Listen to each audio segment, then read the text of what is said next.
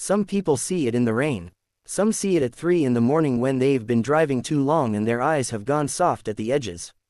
Some see it on a Tuesday afternoon in October when the sky turns that particular shade of gray that feels less like weather and more like a warning. But here's the thing, every single person who has ever seen it describes it the same way. White walls, black shutters, a porch light that's always on, and a woman standing in the doorway, watching the road as though she has been waiting for you specifically. And then they drive past, and they never find it again. This is the story of a man named Daniel Voss. And it is the story of the night he stopped. Daniel was 43 years old and he was the kind of tired that sleep doesn't fix. He had the particular exhaustion that comes from a life that has slowly, quietly, without any dramatic announcement, gone wrong. His marriage had ended 2 years earlier, not with shouting or thrown dishes but with a kind of mutual extinguishing, like two candles that had simply burned down to nothing. His daughter, Maya, was 14 and lived with her mother in Ashford and called him on Sundays, and every Sunday the calls got a little shorter. His job, regional logistics manager for a distribution company, required him to drive long stretches of highway 3 times a week, and he had come to think of those drives as the truest parts of his life. Just him and the road and the radio and nothing that needed anything from him. He drove a gray Volvo that smelled of fast food and old coffee and a pine air freshener that had long since stopped smelling like pine. He kept the seat slightly too far back and the heat set to 68 even in summer. He had driven Route 9 west so many times he didn't see it anymore. The exits blurred, the mile markers were just numbers. His hands knew the wheel without his mind needing to participate. It was a Thursday in November. He'd left the Millhaven depot at 9:15 at night, later than planned because a delivery manifest had been wrong and everything had to be reprocessed by hand. He was tired in his jaw, which is a very specific kind of tired. He had 212 miles to go. He had a coffee in the cupholder that he kept meaning to drink. The rain started around exit 12. Not dramatic rain, not the kind that makes you pull over, just a quiet, persistent rain, the kind that makes the road look like black glass and turns every set of headlights into something blurry and uncertain. He turned his wipers on and turned the radio up, and that was when he first saw it.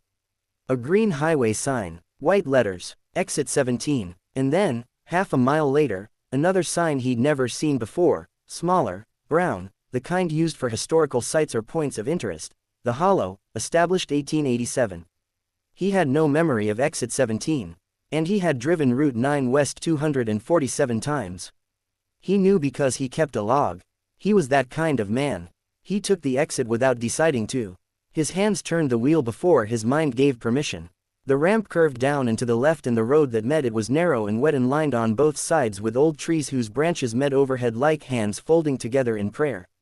His headlights reached maybe 40 feet into the dark. The rain tapped on the roof. The radio filled with static and then went quiet. The road went on for longer than roads on highway exits tend to go. He passed no buildings, no streetlights, no mailboxes, just trees and wet asphalt and the soft percussion of rain. He started to think about turning around. He started to compose the sensible thought, this was a mistake, you don't know where this goes, turn around, get back on the highway, drink your coffee. And then he came around a long gentle curve and there it was. A house, white walls, black shutters, set back from the road maybe 30 feet, with a gravel path leading up to a wooden porch. And on that porch, a light, warm, amber, the color of something lived in, and in the doorway, just barely visible, a figure. Standing, watching. He slowed to a stop. He sat in the car for what felt like a long time but was probably 40 seconds. The rain kept falling, the porch light kept burning, and the figure in the doorway didn't move, didn't retreat, just stood there with a stillness that felt less like waiting and more like certainty. Like whoever was standing there had known he was coming.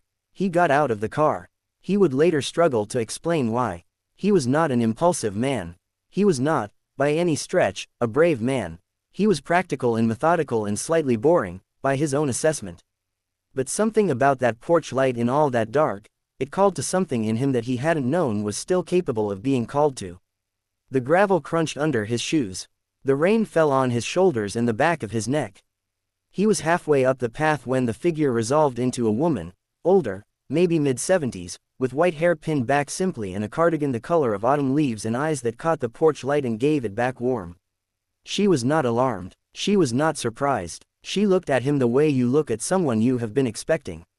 You took the long way, she said. Her voice was low and clear, the voice of someone who didn't waste words. He stopped at the foot of the porch steps. Rain dripped from his hair. He said, stupidly, I'm sorry. Everyone takes a different long way, she said. Come in out of the rain. He would later ask himself, many times, in the months that followed, why he went inside.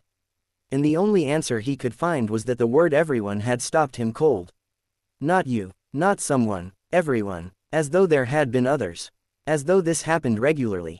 As though he was not the first wet and tired man to stand at the bottom of those steps wondering what he had stumbled into. He went inside. The house was warm in the way that only old houses are warm, a warmth that lives in the wood and the walls and not just in the temperature of the air. There was a front room with a braided rug and 2 armchairs and a low fire in a stone fireplace. There were books everywhere, on shelves, on surfaces, in stacks on the floor that had been there long enough to become furniture. There were photographs on the mantel, old ones, in oval frames, of people he didn't recognize in clothes that weren't modern. There was a smell of something cooking, something with herbs in it, something that made him feel obscurely that he had been hungry for a long time without noticing. The woman's name was Vera. She told him this while she hung his wet jacket on a hook by the door as though she had done it before. She offered him tea and he said yes before he meant to. She moved through the room with the unhurried ease of someone in complete possession of her space, and she talked to him not like a stranger who had appeared on her doorstep in the rain but like someone who had been traveling and had arrived home. Sit, she said. You've been on the road a long time. How do you know that? He asked. She glanced at him from the kitchen doorway, a small flat smile. You all have that look, she said. Like you forgot what still feels like. He sat. He looked at the fire. He felt something in his chest do something it hadn't done in a while, something that wasn't quite pain and wasn't quite relief but was somewhere between them, like the feeling of a door opening into a room you'd forgotten existed. She brought him tea in a heavy ceramic mug and sat in the other chair and looked at him without the embarrassment that people usually attach to looking at someone directly. She had the quality of a person who had long since stopped performing comfort and simply embodied it. I've driven this road hundreds of times, he said. I've never seen this exit before. No, she agreed. That's not possible. No, she agreed again, and this time there was something in her tone, not amusement exactly, more like patience, the patience of someone who has explained something many times and has made peace with the fact that it cannot really be explained. What is this place? He asked. She was quiet for a moment. The fire shifted. Outside, the rain continued its gentle argument with the roof. This is the place, she said finally, that shows up when someone needs it to. He wanted to dismiss that. He was the kind of man who wanted to dismiss things like that. But he was sitting in this chair with this tea in his hands and the fire doing what fires do, and the dismissal wouldn't come. Instead, something else came, something he hadn't been prepared for. He thought about Maya. He thought about the Sunday calls getting shorter. He thought about the way she'd said, 3 weeks ago, Dad, you sound like you're not really there. And he'd told her he was tired, just tired, and she'd said okay in the voice of a 14-year-old who is learning to stop expecting things. He told Vera about Maya. He didn't plan to. It came out the way things come out by a fire in the middle of a rainy night when you're too tired to maintain the usual architecture of yourself. He told her about the divorce. About how he and Karen had tried for a year after they knew it was over, the particular cruelty of trying after you know. He told her about the apartment he'd moved into, which had white walls and no pictures on them, and how he kept meaning to put pictures up and never did. He told her about the log he kept of his drives, 247, and how he'd started keeping it because he'd thought it would make him feel like the miles were adding up to something. Vera listened. She was extraordinarily good at listening. She didn't offer solutions or silver linings. She didn't tell him things happened for a reason. She just listened with the quality of someone for whom listening was not a passive activity but an active one, like she was receiving what he said and giving it somewhere to be. When he finished, or when he ran out, which is different, she set down her cup and looked at the fire. My husband built this house, she said. 1961. He said he built it at the end of a road that no one else would want because he needed somewhere that was only ours. Away from everything. She paused. He died in 1989. And I have been here since. Alone. Daniel said. Not exactly, she said, and something in the way she said it made him not ask the next question. She asked him about his father.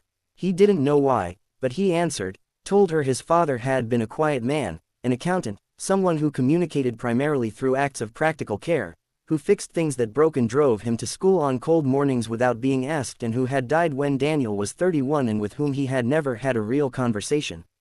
Vera nodded slowly. That's the thing about the men who fix things, she said. They sometimes break themselves in the process of not asking for help. He looked at her. Are you talking about him or me? She smiled. A real smile this time, warm and a little rueful. I suppose that's for you to figure out. He stayed for 2 hours. He drank 2 cups of tea. He talked more than he'd talked in years. And Vera talked too. Not much, but what she said had the quality of things that had been thought about for a long time, the way old wood is harder and more solid than new wood. She told him about her daughter, who lived in Portland and called on Tuesdays. She told him about the winter of 1978, when the snow had been so deep that she and her husband had been snowed in for 11 days and had read to each other from the same book, taking turns, and how that was still one of the best memories she had. She told him that loneliness was not the same as being alone, and that most people confused them, and that the confusion was where a lot of the trouble started. At some point the rain stopped. He noticed it the way you notice a sound stopping, by the absence of it, suddenly audible as silence. He looked at his watch. It was past midnight. He had been here for 2 hours and it felt like 20 minutes and also like a long time, the way certain places collapse time. I should go, he said. Vera stood when he stood. She took his jacket from the hook and handed it to him. It was dry. He hadn't thought about it while it was hanging there, but his jacket had been soaking wet when he came in and now it was completely dry, and he didn't say anything about this because saying something about it seemed like the wrong move, like pointing at a magic trick mid-performance. She walked him to the door. He stood on the porch in the quiet after the rain and the air smelled like wet earth and pine and something almost sweet that he couldn't name. Will I find this place again? He asked. He asked it simply, without embarrassment, because the night had stripped away whatever he usually used for armor. She looked at him for a moment. The porch light caught her eyes. That depends, she said, on whether you need to. He walked down the gravel path. He got in the car. He looked back once and she was still in the doorway, the light behind her, watching him go. He pulled out of the gravel and onto the narrow road and drove back through the tunnel of trees and up the ramp and back onto Route 9 West. He drove the rest of the way home in silence. Not the static silence of before, not the switched-off silence of a man trying to outrun his own thoughts, a different kind. A silence that had room in it. He got home at 2:15 in the morning and he sat at his kitchen table and he called Maya. He knew it was too late.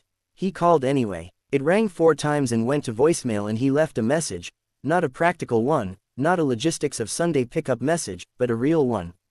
He said he'd been thinking about her. He said he knew the calls had been short lately and that wasn't her fault, that was him, and he was going to try to do better. He said he missed her. He said he loved her and he was sorry it had taken him this long to leave it on a voicemail where she could actually keep it. He hung up and sat in the kitchen for a while. He didn't feel fixed. He didn't feel like anything had been resolved. But he felt, and this was new, like something had been opened. Like a window in a room that had been closed too long. In the morning he tried to find exit 17. Of course he did. He drove Route 9 West from start to finish. He drove it slowly. He watched every sign. Exit 12, 13, 14, 15, 16, and then exit 18. 40 feet of road where exit 17 should have been, and wasn't. He drove it again in the other direction. He pulled off at exit 16 and 18 and drove the surrounding roads looking for a narrow 2-lane lined with old trees. He found nothing. He went home and looked at satellite maps and found nothing. He asked the guys at the Millhaven Depot if they'd ever heard of a town called The Hollow, established 1887, and they looked at him the way people look at someone who has said something a little off, not quite wrong, just slightly outside the expected range. He told one person, his friend and former college roommate, a man named Patrick Geary, who was a high school history teacher and the kind of person who treated unusual things with genuine curiosity rather than reflexive skepticism.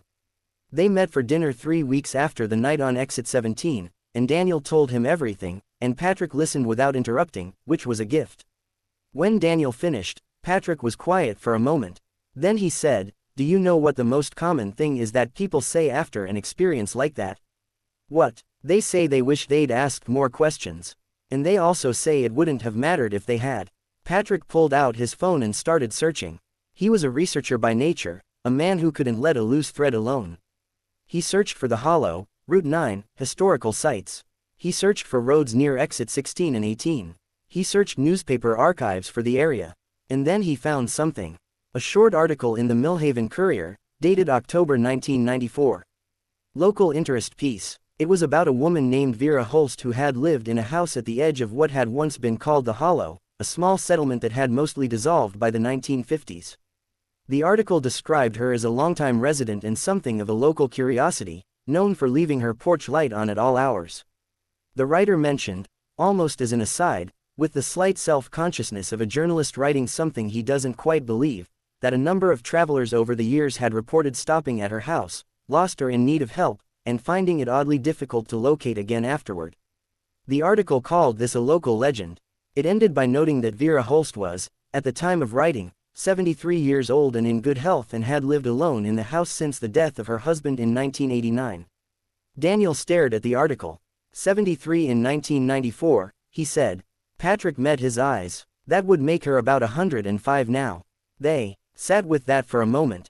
There's one more thing, Patrick said, and his voice had changed slightly, gone quieter. He turned the phone around. He'd found a second article, much smaller, a death notice from a county register. Vera Holst, born 1921, died December 2001. Daniel looked at his friend. He opened his mouth and closed it again. She was real, Patrick said. She lived there. She died 25 years ago. A pause. And you had tea with her in November. He didn't sleep well that week. Not because he was frightened. Fear was the wrong word for what he felt. It was more like awe, which is different from fear in the way that the ocean is different from a bathtub. They're both water. The scale is what changes everything. He thought about what she'd said. That depends on whether you need to. He thought about what she was, or might be, or might represent, and then he stopped trying to categorize it, because some things are not served by categorization. Some things are served better by simply being received. What he did instead, and this felt important, this felt like the actual point, was call Maya on a Wednesday. Not Sunday, Wednesday, just to talk. She was surprised. She asked if something was wrong. He said no, everything was fine, he just wanted to hear her voice. They talked for 40 minutes. She told him about a history project she was working on, about a book she'd started that she wasn't sure she liked but couldn't stop reading. She told him about a fight with her best friend that had been resolved and about a teacher who was boring in a way that almost looped around to being interesting. She talked the way she used to talk when she was 10, before the distance between them had grown its current circumference, and he listened the way Vera had listened to him, actively, with his whole attention, not planning what he was going to say next. At the end of the call she said, "Dad, this was nice." "Yeah," he said, "it was. Can we do this again?" "Wednesday," he said, "every Wednesday, if you want." She said she wanted. The walls of his apartment got pictures in December. He drove to a craft store, an experience that required a level of domesticity he'd allowed to atrophy, and bought frames. He put up a photograph of Maya at age 7 on the beach, squinting into the sun and grinning. He put up a photograph of his father, one he'd found in a box, a young man in his 30s holding an infant who was Daniel, both of them looking slightly stunned by each other in the way that new parents and new children do. He put up a print he'd bought years ago and never hung. The walls looked different with things on them. The apartment felt, fractionally, like somewhere a person lived. On the Thursday before Christmas, he drove Route 9 west again. Not for work, just drove. He passed exit 16. He watched exit 17 not appear. He passed exit 18. He kept driving for a while and then turned around and drove back, and this time, somewhere between the exits, he said out loud to no one in particular, to the empty car, or to the road, or to whoever might be listening in the way that porch lights in the middle of dark roads seem to listen, he said, "Thank you." The heater hummed. The road stretched out ahead. Nothing answered, or everything did, depending on how you receive silence. He's not fixed. That's not how this story ends. He still has white walls somewhere in him that need more pictures. He still has Sunday calls that sometimes go shorter than he'd like, and distances that have to be crossed more than once before they close. He still drives Route 9 west 2 or 3 times a week in his gray Volvo with the coffee he keeps meaning to drink. But here is what he knows now, what he carries in his chest like a warm stone: there is a house at the end of exit 17. It has white walls and black shutters and a porch light that never goes out. And it appears when it needs to appear, for the person who needs it. And what it offers isn't magic, or not exactly, it's something older and simpler than magic. It's a fire and a chair and someone who knows how to listen. It's the space to say the thing you've been not saying for so long you'd forgotten you were holding it. It's the kind of warmth that gets into the walls. The house on exit 17 never appears twice. But what it gives you, what it leaves in you when you drive back out through the dark in the trees and up the ramp and onto the bright ordinary highway, that goes with you. That stays. And maybe that's the whole point. Maybe that's always been the whole point. Not to be found again. To make sure you don't need to be. If this story stayed with you, if you felt something in it that you needed to feel, I want you to know that you're not alone in that. Leave a comment below and tell me, is there a place, real or imagined, where you felt that kind of stillness? Where something was just enough? I'd love to read what you write. And if you're new here, subscribe and hit the bell. I put out stories every week, and they're all built for exactly this. For the long drive home. For the quiet hour before sleep. For the part of you that's been on the road a long time and is ready, finally, to stop.